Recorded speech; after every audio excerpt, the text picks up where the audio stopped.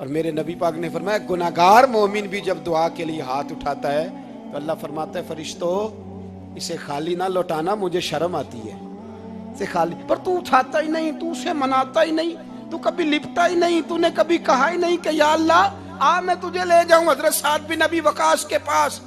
قادسیہ کی جنگ ہو رہی تھی، کافر بلا رہا تھا آؤ اگر کوئی ہے تو آؤ آؤ مقابلے میں۔ حضرت سعد بن ابی وقاص نے گھوڑے دوڑا دیے، دشت تو دشت ہیں صحرا بھی نہ چھوڑے ہم نے، بحر ظلمات میں دوڑا دیے گھوڑے ہم نے۔ حضرت سعد بن ابی وقاص نے گھوڑے دوڑائے، آگے دریا آ گیا، کوئی پل نہیں کوئی شے نہیں، اسلام کی عزت کا سوال ہے۔ حضرت سعد بن ابی وقاص نے ہاتھ اٹھائے اور کہا اے اللہ اگر تو موسیٰ کی نافرمان قوم کو رستہ دے سکتا ہے تو تو ہمارے دلوں کو جانتا ہے، ہم تو اپنے رسول کے فرما بردار غلام ہیں۔ آنا مہربانی کر کی اگر تو نے دل مسلم کی دل جوئی نہیں تو ہمیں تانا دیں گے بت کے مسلم کا خدا کوئی نہیں۔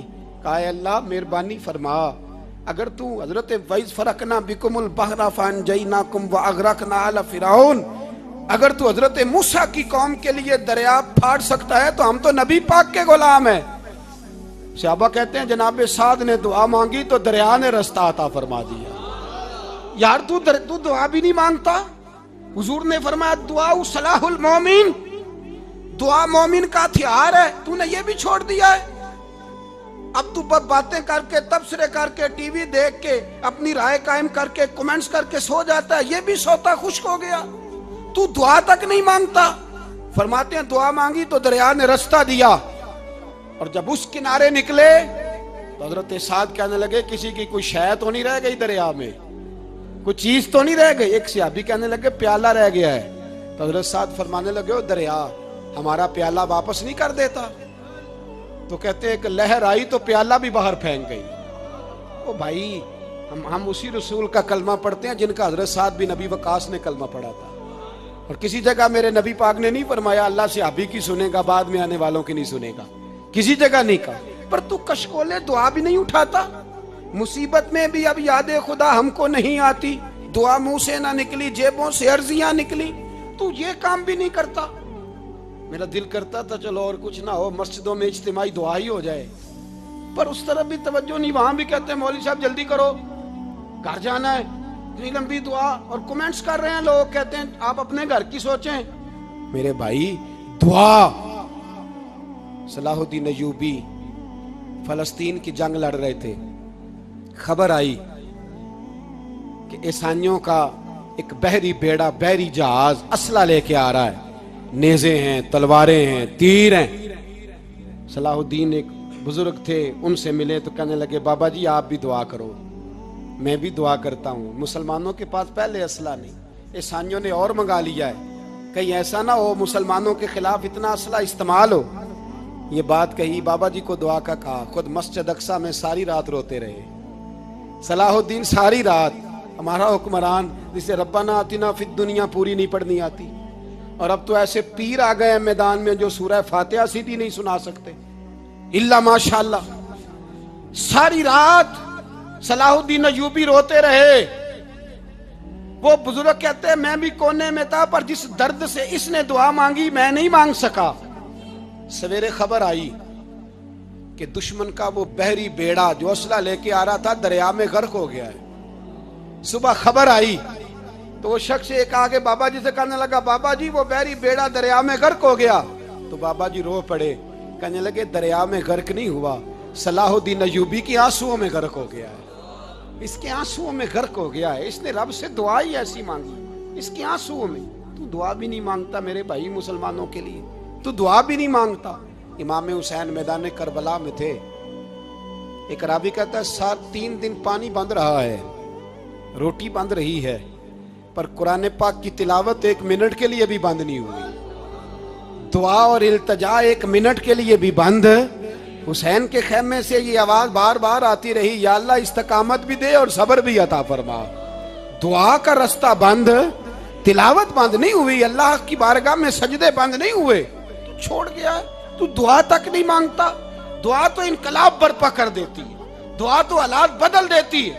دعا تو تبدیلی لے آتی ہے. کوئی بیٹھا ہوا مجھے دور دعا دیتا ہے, بس دعا دیتا, فقط دعا دیتا ہے. کوئی بیٹھا ہوا مجھے دور دعا دیتا ہے, میں ڈوبتا ہوں پر سمندر اچھال دیتا ہے. وہ بھائی تو دعا بھی چھوڑ گیا. پہلی بات آپ کی خدمت میں یہ ہے کہ جاگیں, مسلمان بنیں. دوسرا کچھ نہیں کر سکتے تو دعا تو کر سکتے ہیں نا. دعا کا رستہ اپنائیں. اور پھر میرے نبی پاک علیہ السلام نے 2 باتیں فرمائی, کان کھول کے سن لینا. 2 باتیں حضور نے فرمایا ایک وقت آئے گا کہ میری امت کے خلاف کافر ایک دوسرے کو آوازیں دیں گے, آؤ مسلمانوں کو ماریں, آؤ مسلمانوں.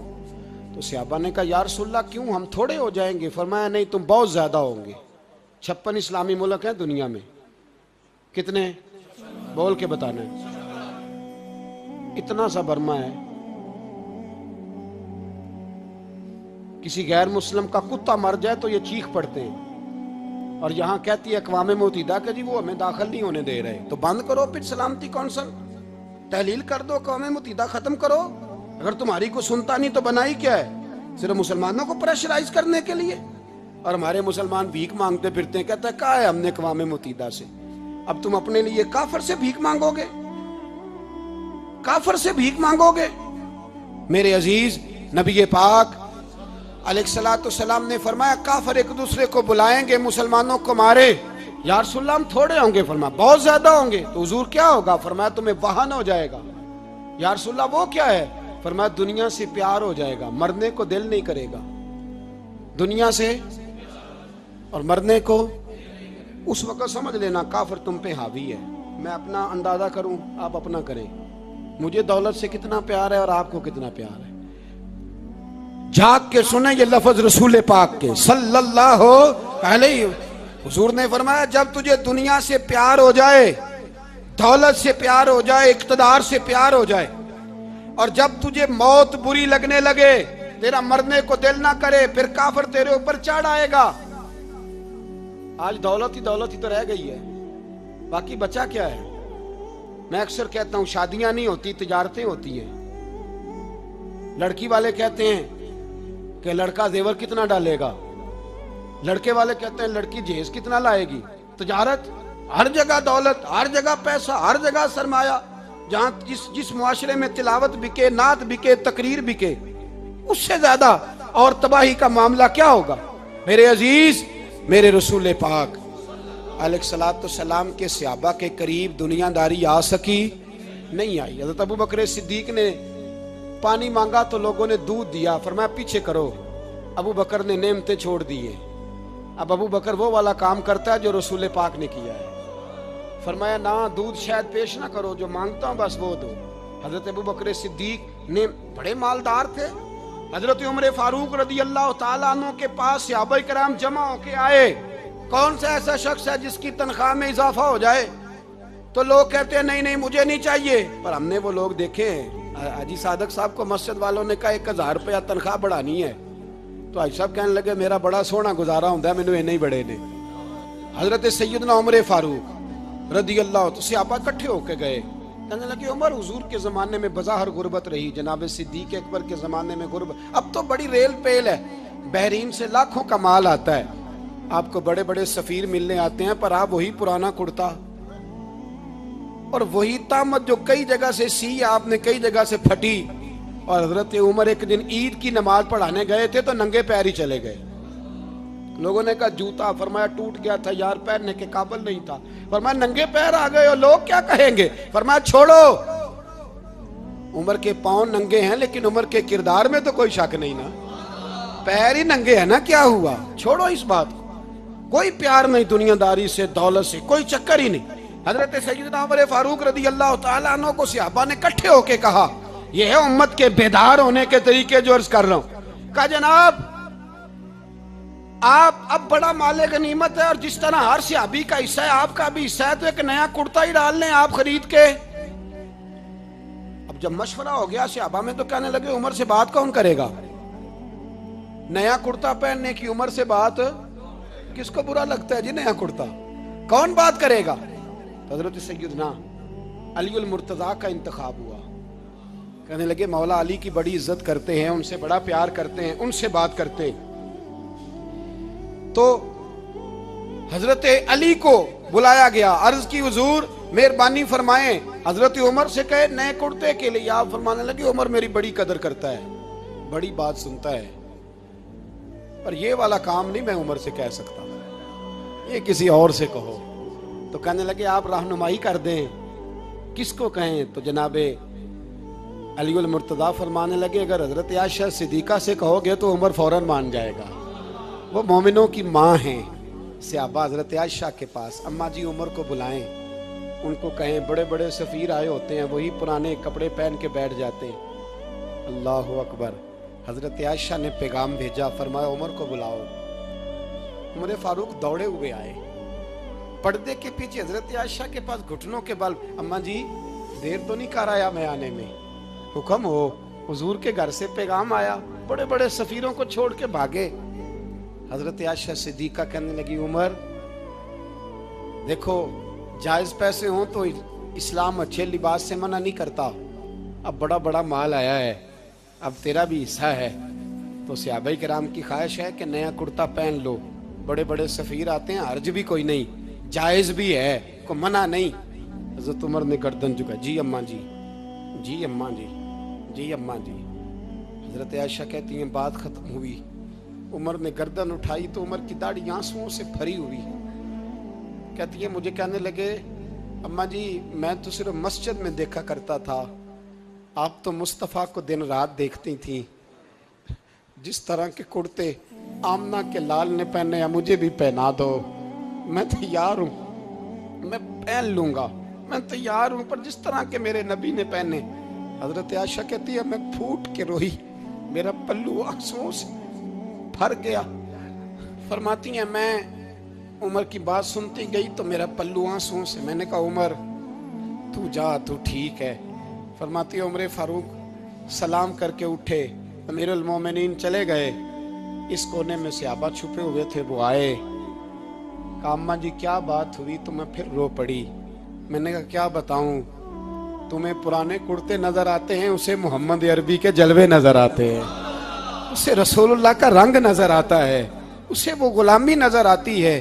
عمر کو دنیا سے پیار, اور دنیا سے پیار نہیں تھا, دعا پتہ کیا تھی؟ یوں جھولی اٹھا کے اللہ مرزقنا شہادتن فی سبیلک وجعل موت فی بلد حبیبک. اللہ عمر کو بسترے والی موت نہ دینا, موت شہادت کی دینا, پر میں میدان میں جا کے نہیں مرنا چاہتا, مجھے رسول اللہ کے شہر میں موت چاہیے, باہر جا کے نہیں, یہی میدان لگے مدینے میں, یہی موت آئے, اسباب بنا, میں مدینہ بھی نہیں چھوڑنا چاہتا. او بھائی ان لوگوں کو نہیں پیار تھا. جناب صدیق اکبر کا وصال ہوا تو زہر کے اثر سے, وہ جو آپ کو زہر لگا تھا, بعض مفسرین نے لکھا ہے کبھی کبھی وہ جو سانپ نے ڈسا تھا تو کبھی کبھی اس کا اثر آتا تھا, بس اللہ نے شہادت دینی تھی کبھی کبھی, ورنہ تو بڑی شفائیں تھیں.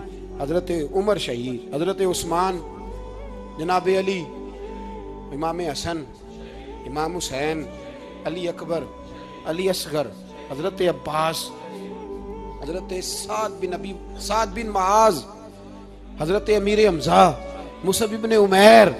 میرے محبوب نے تو لسٹ بنائی شہیدوں کی, لسٹ بنائی شہیدوں کی. شہادت سے پیار کیا رسول اللہ صلی اللہ علیہ وسلم کے غلاموں نے, پیار کیا شہادت سے, اسی لیے تو کافر اٹھ نہیں سکا کہ شہادت سے. حضرت سعد بن معاذ رضی اللہ تعالیٰ عنہ کو زخم لگ گیا, جنگ سے زندہ آ گئے لیکن زخم ہے, رو کے کہنے لگے محبوبہ سارے شہید ہو گئے, میں ایسے ہی رہ گیا. حضور نے فرمایا نہیں, رب تجھے بھی شہادت کی موت ہی عطا فرمائے گا. اسی زخم میں پردہ ہو گیا. میرے بھائی حضرت عمر بن جموح رضی اللہ تعالیٰ عنہ 4 بیٹے لے کے احد کے میدان میں آئے, کہا محبوبہ میرے 4 ہی تھے, میں سارے لے آیا ہوں, سارے ہی قبول ہیں؟ فرمایا ٹھیک ہے. پھر خود بھی زرہ پہن لی, ایک ٹانگ سے لنگڑے تھے, ٹانگ چھوٹی تھی. حضور نے فرمایا تو نے کیوں لباس پہن لیا ہے؟ کہا حضور میں نے بھی تو جہاد پہ جانا ہے نا. حضور نے فرمایا تیرے 4 بیٹے تو جا رہے ہیں. تو کہا یا رسول اللہ کیا لنگڑے جنت میں نہیں جا سکتے؟ حضور لنگڑے اللہ کو قبول نہیں, میں نہیں جا سکتا. تو میرے نبی پاک صلی اللہ علیہ وسلم نے فرمایا نہیں، جنت تو تیرا انتظار کر رہی ہے۔ کہا حضور پھر میں بھی جاؤں گا، بچے جائیں گے تو میں بھی جاؤں گا۔ ایک بی بی احد کے دن 3 سال کا بچہ لے کے گھر سے نکلی، بیبیوں کو کہتی ہے میرا خامد بھی بدر میں شہید ہوا، بھائی بھی اور باپ بھی، آج حضور نے پھر بلایا ہے، دل کرتا تھا کوئی جوان بیٹا ہوتا تو میں پیش کرتی، پر اب میرے پاس یہ 3 سال کا ہی ہے۔ بچہ لیا، مدینے میں مسجد نبوی میں حضرت بلال سے کہنے لگی 2 منٹ حضور کا دیدار چاہیے۔ نبی پاک آئے، کیسے آئی ہو؟ کہنے لگی محبوبہ میں شہید کی بیٹی، شہید کی بہن، شہید کی بیوہ ہوں، میرے پاس اب جوان تو کوئی نہیں، یہ 3 سال کا ہی ہے۔ حضور نے مسکرا کے فرمایا یہ کرے گا کیا کرے گا؟ کہنے لگی حضور سنا ہے اسلحہ تھوڑا ہے، ڈھال کی ضرورت ہے، لوہے کی ڈھال ہوتی تھی، جب تلوار آتی تھی تو آگے کی جاتی تھی۔ کہا محبوبہ میرا شہید کی اماں بننے کو بڑا دل کرتا ہے، یہ میرا 3 سال کا لے جاؤ، جب تیر آپ کی طرف آیا تو میرا بیٹا آگے کر دینا، یہ ڈھال کا کام تو دے گا نا۔ ہنستے ہوئے محبوب کی آنکھوں میں آنسو آئے، بچے کو پکڑ کے سینے سے لگایا، ماتھا چوما، فرمایا جا تیرے ساتھ وعدہ ہے قیامت کے دن تجھے شہید کی اماں کہہ کے ہی پکارا جائے گا، وعدہ ہے تیرے ساتھ تجھے شہید کی۔ میرے بھائی مرنے کو دل ہی نہیں مسلمان۔ میرے نبی پاک صلی اللہ علیہ وسلم نے فرمایا جس کے دل میں کبھی شہادت کی آرزو پیدا نہیں ہوئی، اس کے سینے میں دھڑکنے والا دل مومن کا ہے ہی نہیں، وہ تو منافق ہے۔ جو کبھی دین کے رستے میں شہید ہونے کو، میرے بھائیوں دین کو بڑی ضرورت ہے، بڑی ضرورت ہے، بڑی۔ اے خاصائے خاصان رسول وقت دعا ہے، امت پہ تیری آ کے عجب وقت پڑا ہے۔ وہ دین جو بڑی شان سے نکلا تھا وطن سے، پردیس میں وہ آج غریب الغربا ہے۔ فریاد ہے اے کشتی امت کے نگہباں، بیڑا یہ تباہی کے قریب آن لگا ہے۔ اور ایک شاعر قلم توڑ گیا، کہنے لگا تجھ سے فریاد ہے اے گنبد خضرا والے، تجھ سے فریاد ہے اے گنبد خضرا والے، کعبے والوں کو ستاتے ہیں کلیسا والے، تجھ سے فریاد ہے اے گنبد خضرا۔ اپنے اندر دین کا درد پیدا کرو، ذوق پیدا کرو، مسلمان بن کے جینا سیکھو۔ جب کوئی برادری پوچھے تو کہو میں محمدی ہوتا ہوں، میں مصطفی ہوتا ہوں، میں رسول اللہ کا غلام ہوتا ہوں، میں پہلے مسلمان ہوں، باقی کچھ بعد میں ہوں۔ خدا را اپنے گھر میں پردہ کراؤ، خدا را رزق حلال کھاؤ، اگر پردے نہ ہوں رزق حلال نہ ہو تو جذبہ جہاد پیدا نہیں ہوتا۔ خدا را اپنے اندر انقلاب برپا کرو، دین کے لیے جینا سیکھو۔ دین بڑا تڑپتا ہے، دین بڑا روتا ہے۔ رسول اللہ آج تجارت کرنے والے ملتے ہیں، آج سیاست کرنے والے ملتے ہیں، دین والے نہیں ملتے، دین کے درد والے نہیں ملتے۔ اپیل ہے آپ سے، آج رات 2 نفل پڑھ کے اور کچھ نہ ہو سکے تو مسلمانوں کے لیے دعا ضرور کر دینا، ان کے لیے دعا ضرور کر دینا، اپنے آپ کو بیدار کرو، بیدار کرو۔ بھئی ہم تو آج تک اس لیے ڈر رہے ہیں کہ ہمارا چہرہ ہی نبی پاک جیسا نہیں بن سکا، تو داڑھی رکھنے میں بھی ہم ڈرتے ہیں، نمازی بننے، مسجد آباد کرنے میں، مسلمان کہلانے میں بھی تک خوف ہے۔ تو بتلاؤ نا اس سے آگے بات کب چلے گی؟ جہاد کی بات تو بڑی آگے جا کے ہے۔ بدل جاؤ، رسول اللہ کا غلام بن کے جینا سیکھو، نبی پاک صلی اللہ علیہ وسلم کی غلامی کا پٹا اپنے گلے میں ڈالو۔ یہی امام حسین کی سوچ ہے، یہی امام علی مقام کا پیغام ہے، اس کو کبھی فراموش نہ کرنا۔ امام حسین ہمیں بتا گئے سارا کچھ لٹ جائے پر دین کے اندر کوئی نقص واقعہ نہ ہونے پائے، کوئی شرابی، کوئی بے ایمان، کوئی لٹیرا کبھی اس کے سپورٹر نہ بننا۔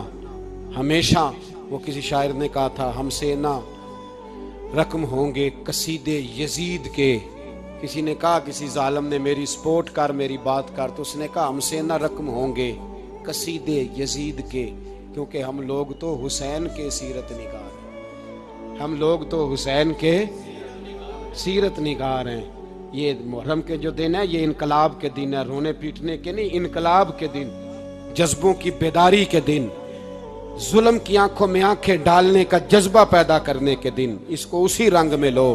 اے خالق کائنات، اپنے محبوب کی امت پہ رحم فرما اور اپنے فضل سے ہمیں دلوں میں جذبہ جہاد اور شوق شہادت عطا فرما. آخر دعوانا ان الحمد. 2 منٹ کے لیے